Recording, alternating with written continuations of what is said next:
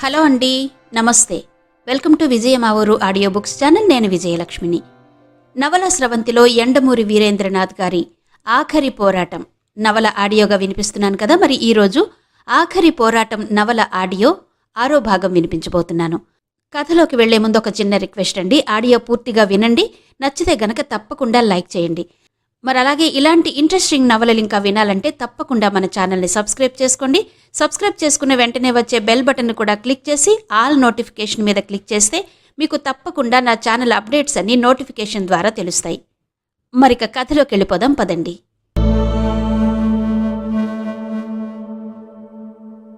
డాక్టర్ని పిలుస్తాను అని ఆమెను పడుకోబెట్టి అన్నాడు విహారి. అక్కర్లేదు బాబూ, బెదిరిపోయింది. అయినా దొంగలు మరీ బెరతెగించారు. రోల్డ్ గోల్డ్ గొలుసు కోసం కూడా కత్తులు దూస్తున్నారు అంది బామ్మ. ఆమె ఆ ఉద్దేశంతో ఉండడం మంచిదే అనుకున్నాడు. 5 నిమిషాల తర్వాత మాలకి మెలకు వచ్చింది. బామ్మ అతడిని పొగుడుతోంది. ఇక అక్కడ ఉండడం ఇష్టం లేక వచ్చేశాడు. కారు ఇంటివైపు వెళ్తుంది. విహారి చాలా మొండి.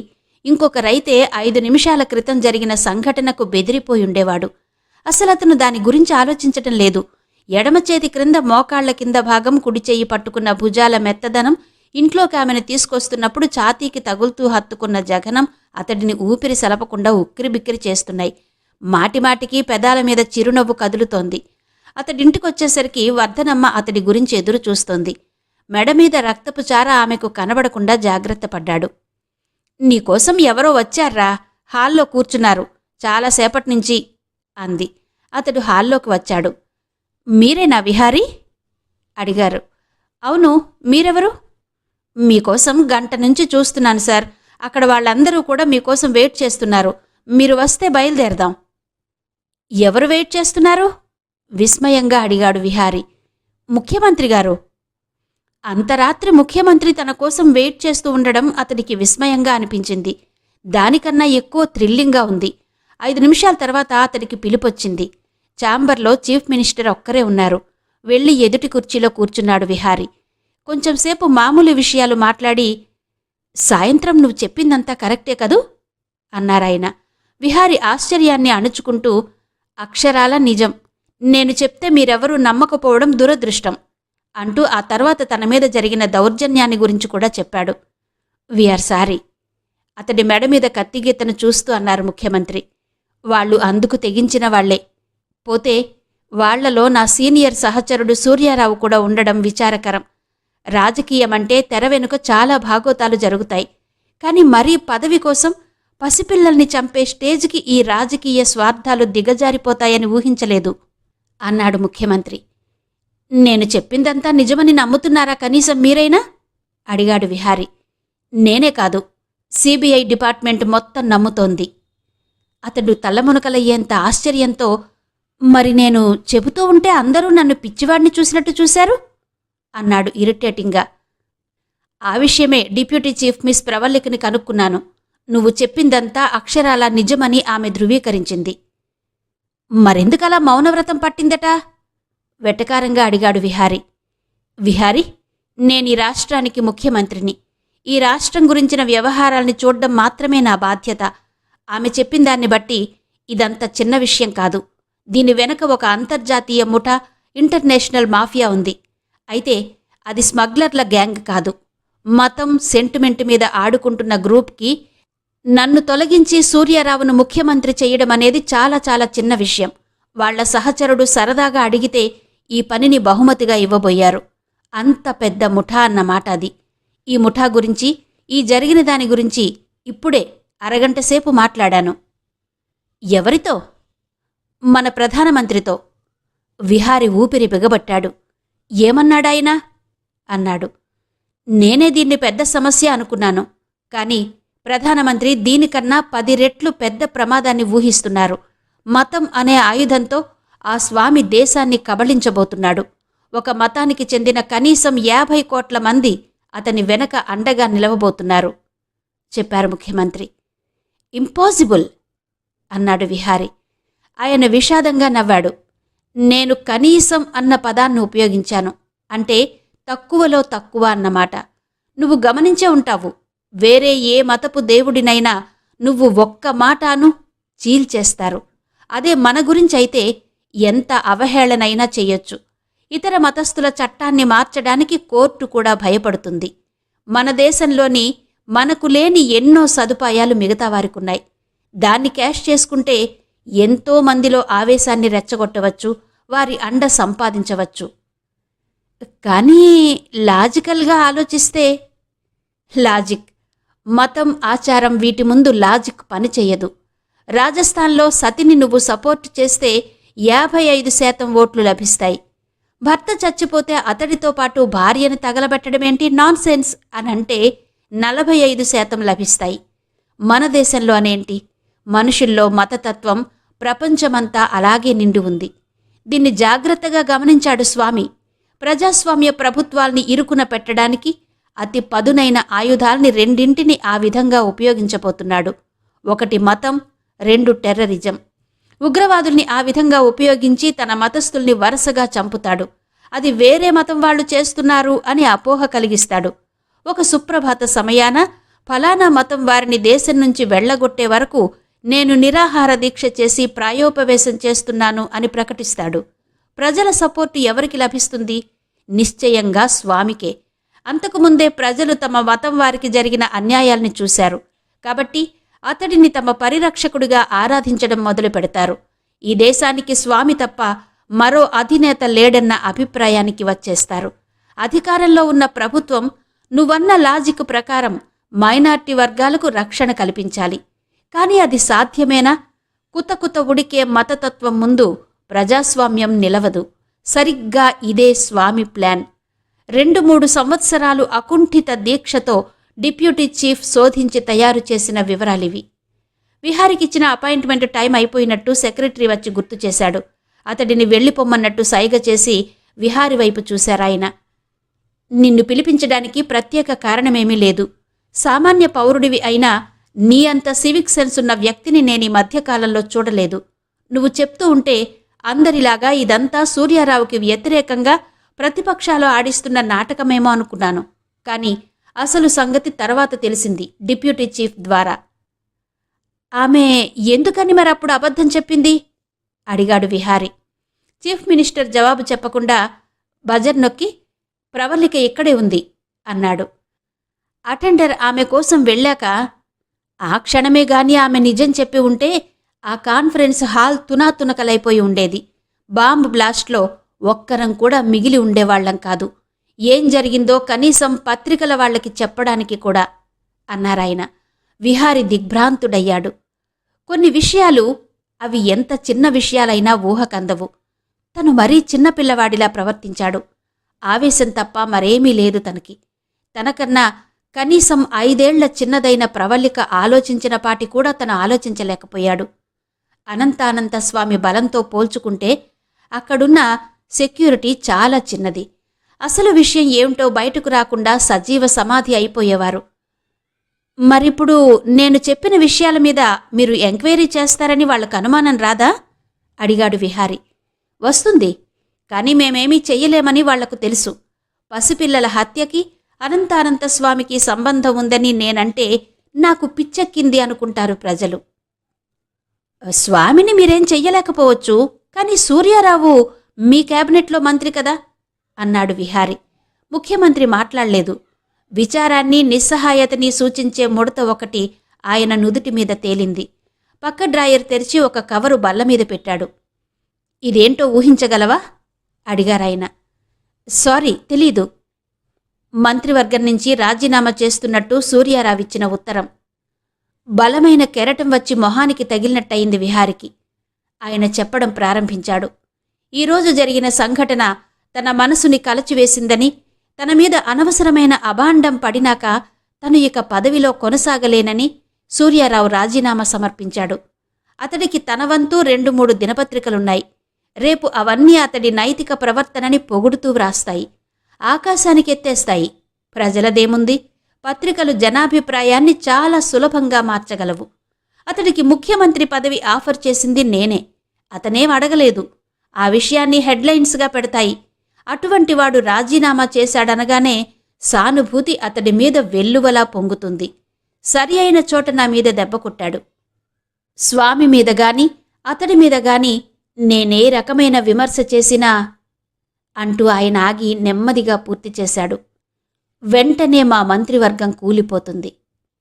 ప్రత్యర్థి ఎంత వేగంగా ఆలోచించగలడో విహారికి అర్థమైంది.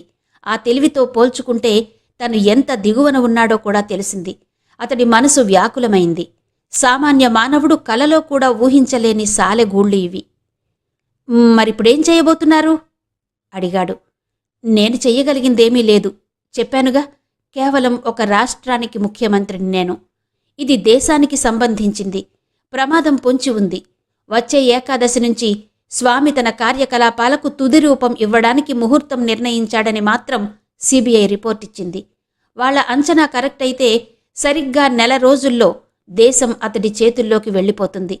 ఒకవేళ ప్రభుత్వం ఏ విధంగానైనా అతడిని వ్యతిరేకించినా అతడు సార్వభౌమత్వం డిక్లేర్ చేసిన గంటలోనే అతడి రాజకీయాధికారాన్ని గుర్తించడానికి ఫిజీ ఐలాండ్, మొరాకో, ఫిలిప్పైన్స్తో సహా 2 అగ్రరాజ్యాలు సిద్ధంగా ఉన్నాయి అన్నారు ముఖ్యమంత్రి. నేను నమ్మలేను. ఇంత ప్రమాదం ఇంత దగ్గరగా ఉన్నా ఎవ్వరికీ తెలీదంటే నేను నమ్మలేకుండా ఉన్నాను అన్నాడు విహారి. వర్షానికి వరదకి సూచనలున్నాయి. చాప కింద ప్రవహించే నీటి ప్రమాదం మునిగే వరకు తెలీదు అన్నారాయన. అంతలో తలుపు చప్పుడైంది. ప్రవల్లిక లోపలికొచ్చింది. అలసిపోయి ఉన్నట్టుగా కనిపించిందామె.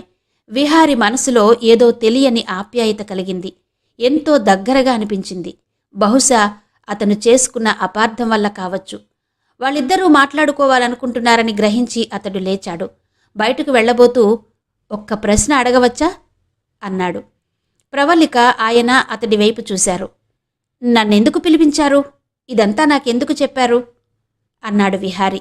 ఆయన వెంటనే సమాధానం చెప్పలేదు. తర్వాత నెమ్మదిగా అన్నారు. నా ఒక్కగానొక్క కొడుకు కెనడాలో ఇంజనీరింగ్ చదివేవాడు. టెర్రరిస్టులకు కెనడా నెలవు.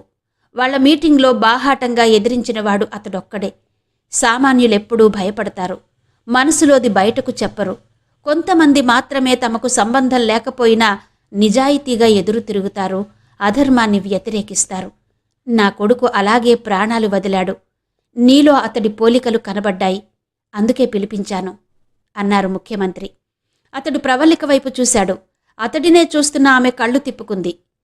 అతడు బయటకొచ్చాడు. బయట వెన్నెల పిండారబోసినట్టు ఉంది. కారిడార్లో నిలబడ్డాడు. 5 నిమిషాల తర్వాత ప్రవల్లిక బయటకొచ్చింది. ఇద్దరూ కార్ల దగ్గరికి నడుస్తుండగా ఐఎమ్ సారీ అన్నాడు. ఆమె చిరునవ్వుతో అతడి వైపు చూసింది. అతడు కాసింత సిగ్గుతో, నాకు బాగా కోపం వచ్చింది. నిజం చెప్పాలంటే అక్కడే తందామన్నంత ఉక్రోషం కూడా కలిగింది అన్నాడు. ఆమె ఫకాల్న నవ్వేసింది. దాంతో అతడికి అప్పటి వరకు ఉన్న టెన్షన్ పోయినట్టనిపించింది. ఆమె కారు ఎక్కబోతుంటే, జరిగిందంతా మర్చిపోతారు కదూ అన్నాడు. ఆమె అప్రయత్నంగా అతడి చేతి మీద చెయ్యి వేసి, ఏం జరిగిందనిప్పుడు? హాయిగా నిద్రపోండి, స్వీట్ డ్రీమ్స్ అంది. అతడలాగే నిలబడి ఉన్నాడు. ఆమె తాలూకా ఇంటిమేట్ పరిమళం అతన్నింకా వదల్లేదు. ఇంటిమేట్ సెంటు పేరు కాదు. ఇంటిమేట్ అంటే దగ్గరితనం. తన ఆలోచన తనకే గిల్టీగా అనిపించింది. పెళ్లి నిశ్చయమైన అమ్మాయి గురించి అటువంటి ఆలోచన రావడం అనుకున్నాడు.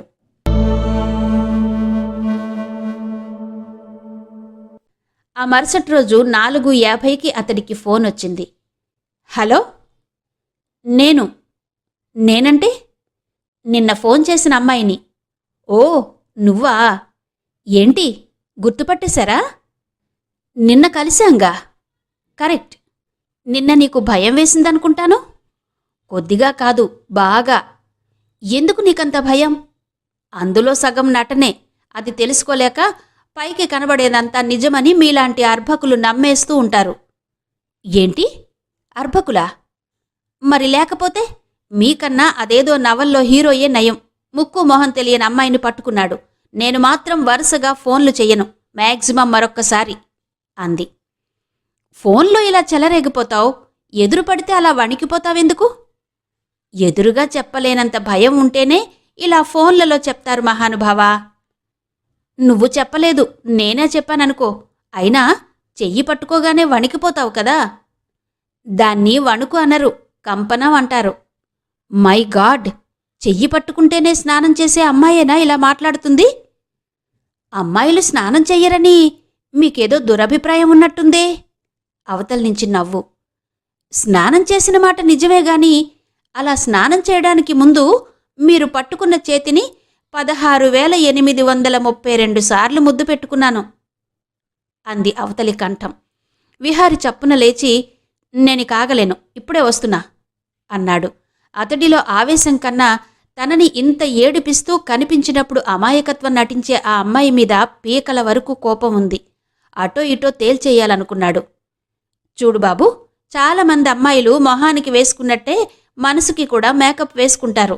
శోధించాలి, సాధించాలి, అది ఏ ధీరగుణం అన్నాడో కవి.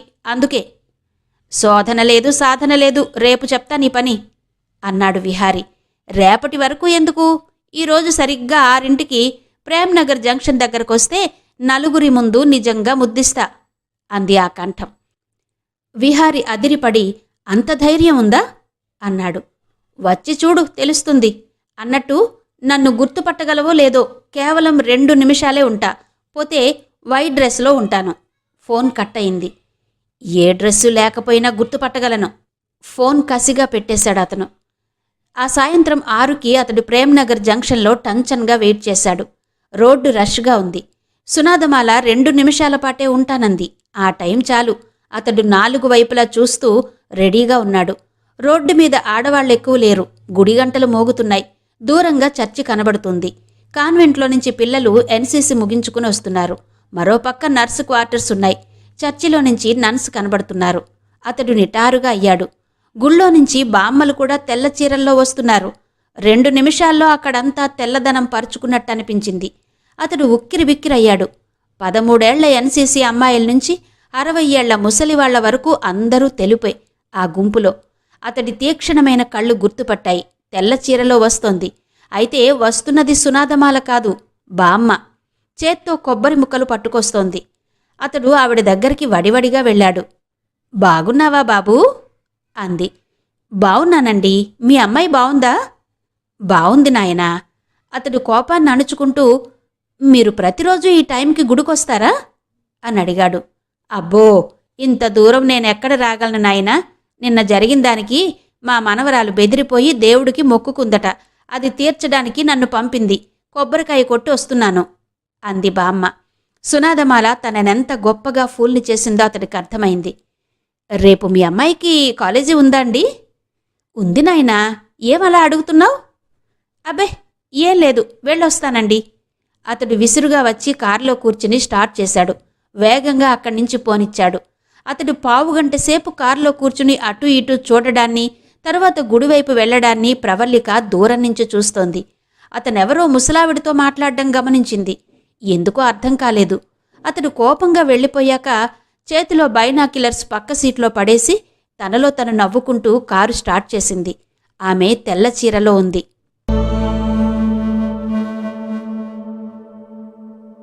నిన్న కట్టుకుంటానన్న చీర ఈరోజు కట్టుకున్నావే?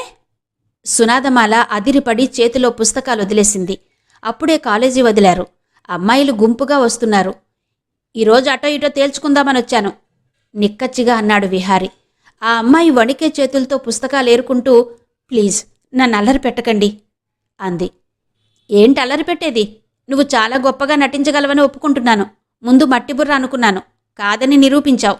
ఇంకా ఎందుకు ఈ ముసుగులో గుద్దులాట అన్నాడతను. చూడండి, నేనలాంటి దాన్ని కాదని చెప్పాను. అతడి చేతులు జోడించి, ఓడిపోయానని ఒప్పుకుంటున్నాగా అన్నాడు. ఆమె మాట్లాడకుండా నడక సాగించింది. నాకు నిన్న ఇస్తానన్న ముద్దు ఇవ్వకపోతే ఇక్కడే నడి రోడ్డు మీద పెట్టేసుకుంటాను అన్నాడతను. ఆమె మేకు దిగ్గొట్టినట్టు ఆగిపోయింది. సారీ, నేను అనాగరుకుని అనుకుంటున్నట్టున్నావు.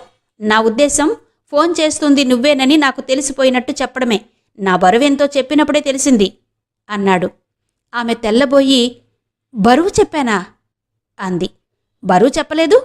నీ చేతిని నువ్వు ఎన్నిసార్లు ముద్దు పెట్టుకున్నది చెప్పలేదు అన్నాడు. ఉన్నట్టుండి ఆ అమ్మాయి ఏడవడం మొదలుపెట్టింది. రోడ్డు మీద జనం చుట్టూ మూగారు. కొన్ని సంఘటనలకి లింకులుండవు. ఎక్కడో ప్రారంభమయ్యి ఎక్కడో పూర్తవుతాయి. అలాంటి సంఘటనే ఆ రోజు విహారికి జరిగింది. అతడు సాధారణంగా డ్రింక్ చేయడు, కానీ ఆ రోజెందుకో బార్కి వెళ్లాలనిపించింది. అతడి మనసు డోలాయమానంగా ఉంది. ప్రవల్లిక సామీప్యం అతడికెంతో హాయినిస్తుంది. ముఖ్యమంత్రి ఛాంబర్ నుంచి బయటకొస్తూ ఆమె కనబరిచిన హుందాతనం అతడికి ఆమె తనకెంతో దగ్గర అన్న భావాన్ని కలగచేసింది. ఆ గ్రేస్ సాధారణంగా ఎవరికోగాని ఉండదు. ఆమెను చేసుకోబోయేవాడు అదృష్టవంతుడు, అంతే. అతడి ఆలోచనలు అంతవరకు వచ్చి ఆగిపోయాయి. ప్రతిసారి ఆమెకి కాబోయే వరుడు గుర్తొస్తాడు. బలవంతంగా ఆలోచనలు మళ్లించుకుంటాడు. ఈసారి సునాదమాల గుర్తొస్తుంది. స్టేజి మీద ఆమెను చూసి మొదటి చూపులోనే ఆమె అద్భుతమైన అందానికి ముగ్ధుడయ్యాడు. తరువాత ఆమె పిరికితనం, బెరుకు చూసి సరదాగా ఏడిపించేవాడే తప్ప ప్రత్యేకమైన అభిప్రాయంగాని ప్రేమగాని ఏమీ ఏర్పరచుకోలేదు. కాని వరుసగా ఆమె నుంచి ఫోన్ కాల్స్ వచ్చి ఆమె తెలివితేటలు అన్యాపదేశంగా తెలుస్తూ ఉండడంతో ఆమె అంటే అభిమానం, నిన్ను ప్రేమిస్తున్నాను అని ఆమె ద్వారా చెప్పించాలన్న పట్టుదల ఎక్కువయ్యాయి. ఒక వ్యక్తి ఒకేసారి ఇద్దరిని ప్రేమించగలడా అంటే రచయితలు, పవిత్ర సంఘ సభ్యులు, సామాజిక ప్రవర్తన పరిరక్షకులు లేదు అసంభవం అని నొక్కి వక్కాణిస్తారేమో గాని మనసు నియమ నిబద్ధములకు అతీతం కదా. అది కోతిలాంటిది. ఇద్దరిని ఒకేసారి ప్రేమించే స్థితి నాకెప్పుడూ రాలేదు అని ఎవరైనా అంటే వారిని ఈర్ష్యతో చూసే స్టేజ్కొచ్చాడు విహారి. అతడు సంస్కారవంతుడు కాబట్టి ప్రవల్లిక పట్ల ప్రేమని కూడా తనలోనే నొక్కేయడానికి ప్రయత్నిస్తున్నాడు. ఈ లోపులో సునాదమాల క్రమక్రమంగా అతడి హృదయాన్ని ఆక్రమించుకుంటోంది. ఏది ఏమైనా ఆ రోజు అతడు బార్లో ఒంటరిగా కూర్చోవడానికి కారణం ఆ ఇద్దరమ్మాయిలే. బిల్ పే చేస్తున్న విహారి దృష్టి ఒక విదేశీయుడి మీద పడింది. అతడు పూర్తిగా పశ్చిమ దేశాలకి సంబంధించినవాడు కాదు, ఇటు రష్యా, చైనాలకి సంబంధించినవాడు కాదు. క్రాస్ బ్రీడ్లా ఉన్నాడు. అతడిని వింతగా గమనించి కళ్ళు తిప్పుకోబోతుండగా మరో వ్యక్తొచ్చి అతనితో మాట్లాడడం గమనించాడు.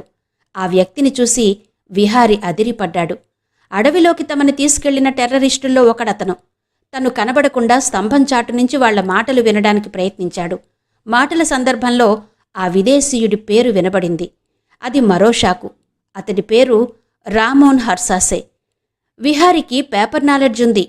తూర్పు ద్వీపాల్లో తిరుగుబాటు లేవదీస్తున్న కల్నల్ ఇక్కడ ఓ 5 స్టార్ హోటల్ బార్లో అతి సామాన్యుడిగా. అతడు పక్కనుంచి వెళ్ళి రిసెప్షన్ నుంచి ప్రవల్లికకి ఫోన్ చేశాడు. తమను చంపడానికి ప్రయత్నించి లోయలోకి కూలిపోయిన టెర్రరిస్టు కనబడ్డాడనగానే ఆమె చాలా ఎగ్జైట్ అయింది. ఆ ఉద్వేగంలో మరోలా జరిగితే ఎలా అని ఆలోచించకుండా అక్కడే వస్తున్నాను అని బయలుదేరింది. భయపడ్డట్టంతా జరిగింది. ఆమె అక్కడికి చేరేలోపు రామన్ హర్సాసే లేచి ఆ టెర్రరిస్టుకు షేక్ హ్యాండ్ ఇచ్చి బయటకు నడిచాడు. ఇలా జరుగుతుందని అతడు ఊహించలేదు. అతన్ని అనుసరించాలో ఇక్కడే ఉండాలో తెలియలేదు. రామన్ హర్సాసేని అనుసరించడానికి నిశ్చయించుకున్నాడు. బయటకెళ్ళి అతడిని ఫాలో అయ్యాడు. విహారీ సామాన్య పౌరుడు. అతడికి పరిశోధనా పద్ధతులు తెలియవు. అదే మరొక సిబిఐ ఆఫీసర్ అయితే చేతికి దొరికిన టెర్రరిస్ట్ని వదిలేవాడు కాదు. హర్సాసేనే వదులుకునేవాడు. తెలియక చేసిన విహారీ రామోస్ హర్సాసేని అనుసరించడమే మంచిదయింది. అతడు వెళ్ళిపోయిన 10 నిమిషాలకి ప్రవల్లిక మఫ్టీలో ఉన్న 6-7 సిబిఐ ఆఫీసర్లతో ఆ బార్ దగ్గరకొచ్చింది. లోపలున్నవాడిని అరెస్టు చేయడం ఆమెకిష్టం లేదు. అతడి ద్వారా అసలు వ్యక్తిని పట్టుకోవాలని ఆమె ఉద్దేశ్యం. బయట వెయిట్ చేయసాగింది. గంట తర్వాత అతను బయటకొచ్చాడు. ఆఫీసర్లు నిశ్శబ్దంగా అతడిని వెంటాడారు. దీనజన రక్షక సమితి ఆశ్రమంలో అతడు ప్రవేశించాడు. ఆమె ఆశ్చర్యపోయింది. ఆ ట్రస్టుకి అనంతానంత స్వామి మేనేజర్ అని తెలుసు. ఎంతో అవసరం ఉంటే తప్ప ఆ టెర్రరిస్ట్ ఇక్కడికి రాడు. తాము వాళ్లని గుర్తుపట్టగలిగారు కాబట్టి ఆ టెర్రరిస్టుల్ని స్వామి ఈ పాటికే కొన్ని వేల మైళ్ల దూరం పంపించేసి ఉంటాడు అనుకుందామే. అయినా ఇక్కడే ఉన్నారంటే ఏదో వ్యవహారం జరుగుతుందన్నమాట. ఏంటది? ఆమె దాని గురించి ఆలోచించకుండా ఆఫీసర్లకి సూచనలిచ్చింది. దాదాపు 10 నిమిషాల తర్వాత వారికి కావలసింది దొరికింది. ఆయుధాల గిడ్డంగి.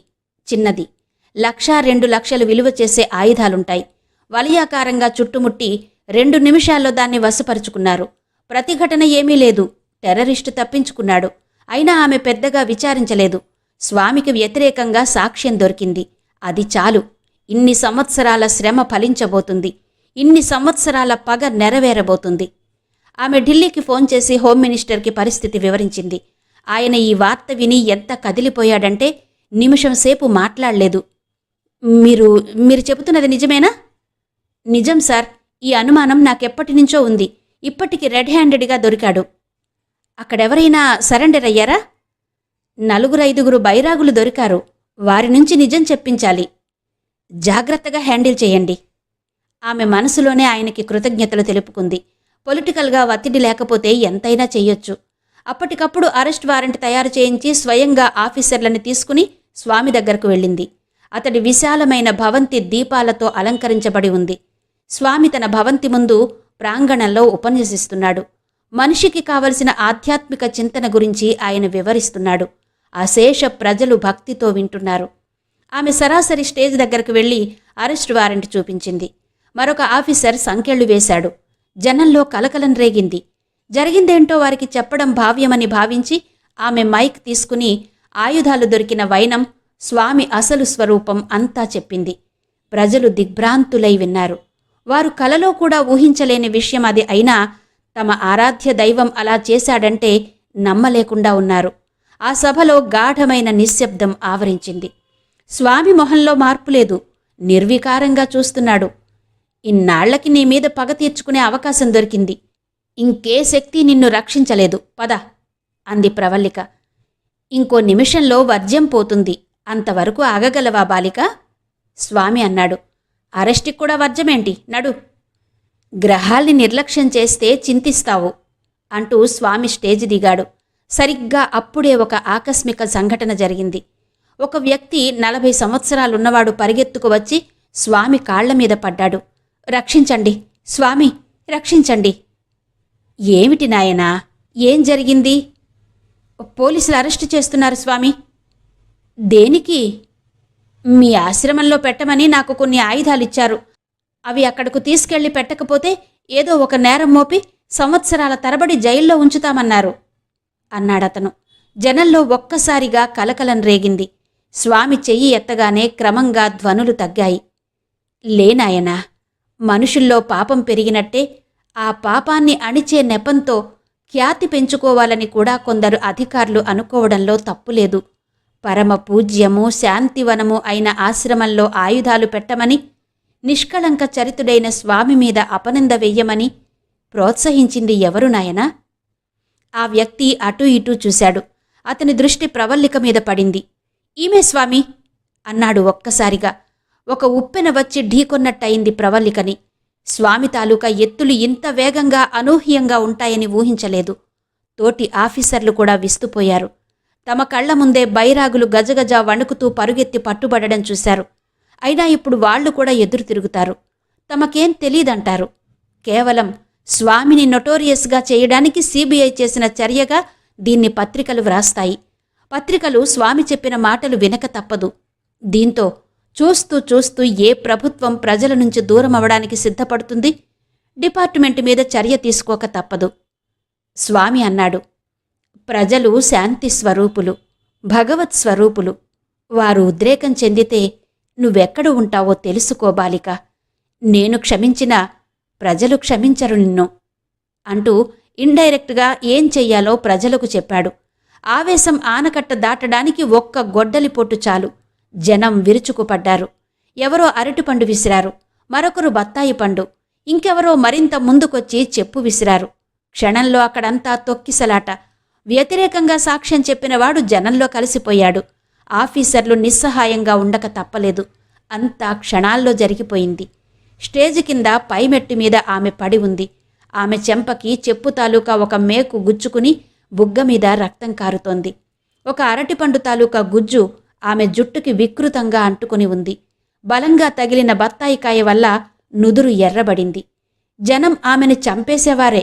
ఉద్రేకం కట్టలు తెంచుకోగా స్టేజి వైపు వస్తున్నారు. అంతలో స్వామి 2 చేతులు పైకెత్తి, ప్రజలారా, ఇది శాంతివనం, ఇక్కడ ఆవేశానికి చోటు లేదు అన్నాడు. ప్రజలు మంత్రముగ్ధుల్లా వెనక్కి తగ్గారు. ఈ లోపులో ఆఫీసర్లు పరిస్థితిని కంట్రోల్కి తీసుకుని జనాన్ని బయటకు పంపసాగారు. స్టేజి మీద స్వామి, మెట్ల మీద నిస్సహాయంగా పడి ఉన్న ప్రవల్లిక ఇద్దరే మిగిలారు. ఆమె ముడుచుకుని పడి ఉంది. సగం స్పృహలో లేదు, సగం తెలుస్తుంది. స్వామి ముందుకొచ్చాడు. అతడి నీడ పొడుగ్గా ఆమె మీద పడుతోంది. బయట జనం కలకలం లీలగా వినిపిస్తుంది. దాన్ని డామినేట్ చేస్తూ అతడి నవ్వు తరంగాల్ని స్పృశించింది. నేను చెప్పానా ప్రవల్లిక, కాశ్మీరు నుంచి కన్యాకుమారి వరకు విస్తరించిన భవంతి నాది. దాని నీడల్లో ఆశ్రయం పొందమని. నువ్వు వినలేదు. నా మొదటి స్తంభమైన రాజకీయం సూర్యారావు. నువ్వు హోమ్ మినిస్టర్కి ఫోన్ చేసినప్పుడు అక్కడే ఉన్నాడు. క్షణాల్లో వార్త మాకు తెలిసింది. నా రెండో స్తంభమైన తెలివి లాయర్ పరమేశ్వరం ఢిల్లీ నుంచి ఏం చెయ్యాలో చెప్పాడు. నా మూడో స్తంభం రామ్లాల్ మిగతా ఏర్పాట్లు గావించాడు. ఫలితం ఇదే, నువ్వున్న స్థితే. అతడి నవ్వు మళ్లీ ఆ ప్రాంతమంతా అలలు అలలుగా విస్తరించింది. Central bureau of investigation deputy డైరెక్టర్ని కూడా తన పాదాల దగ్గర మోకరిల్లేలా చేసుకోగలడి అనంతానంత స్వామి. ఇప్పుడు చెప్పు బాలిక, ఈ స్వామికి ఈ దేశపు నిర్దేశకుడయ్యే అవకాశమూ అర్హత ఉన్నాయంటావా లేదా? ఆమె కళ్ళు తెరవడానికి ప్రయత్నించింది. కంటి క్రింద దెబ్బ తగలడం వల్ల చూపు సరిగ్గా కనబడడం లేదు. ఒక వెలుతురి కిరణం కళ్లలోకి సూటిగా పడుతుంది. పైకి లేవడానికి ఓపిక కూడా లేదు. మొహం దగ్గరగా నిలబడ్డ స్వామి మరింత ఎత్తుగా విగ్రహంలా కనబడుతున్నాడు. ఇప్పుడు చెబుతాను విను ప్రవల్లిక. నా నాలుగో స్తంభం ఏదో తెలుసుకోవడానికి ఇన్నాళ్ళు కష్టపడ్డావు కదా, అదేదో చెబుతాను విను. నా నాలుగో స్తంభం ప్రజల అజ్ఞానం. Yes, innocence of people. బలం, రాజకీయం, తెలివి, ప్రజల అజ్ఞానం. ఆ చివరిదాన్నే ఇప్పుడు నీకు ప్రత్యక్షంగా చూపిస్తున్నాను. చూశావుగా నా విశ్వరూపం. ఇక నన్నేది ఆపగలదు? వచ్చే విజయదశమి నాడు విజయ శంఖం పూరిస్తాను. ప్రజల్ని భయభ్రాంతుల్ని చేస్తాను. సెక్యులరిజం నుంచి మతతత్వం వైపు నడిపిస్తాను. భద్రతాభావం పోయిన ప్రజలు ప్రభుత్వాన్ని నమ్మలేరు, తోటి మతస్థుల్ని నమ్మరు. అదే నాకు కావలసింది. ప్రభుత్వం మిగతా మతస్థుల్ని కాపాడడంలో నిమగ్నమై ఉండగా వారికి మరింత మతతత్వం నూరిపోస్తాను. I am the God, I am the supreme. కేవలం నా ప్రజల్ని రక్షించడానికి అవతరించిన భగవత్ స్వరూపుణ్ణి. శాడిజం, తెలివితేటలు కలిస్తే కష్టం. అటువంటి నరరూప రాక్షసుడి ముందు నిస్సహాయంగా పడి ఉందామె. అతడన్నట్టు ప్రజల ముందు ఏదైనా తలవంచవలసిందే. సిబిఐ, సిఐడి, పోలీస్, రా, ఆర్మీ ఏదీ తన ముందు నిలవలేదన్నంత ధీమాగా అతడు అక్కడి నుంచి నడుస్తూ వెళ్ళిపోయాడు.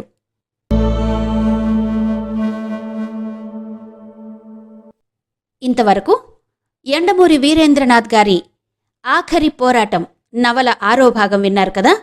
మరి ఈ వీడియో మీకు ఎలా అనిపించిందో మీ అభిప్రాయాలను కమెంట్ సెక్షన్లో తప్పకుండా నాకు తెలియచేయండి. మిగిలిన కథతో తర్వాతి భాగంలో కలుసుకుందాం. అంతవరకు సెలవు. నమస్తే.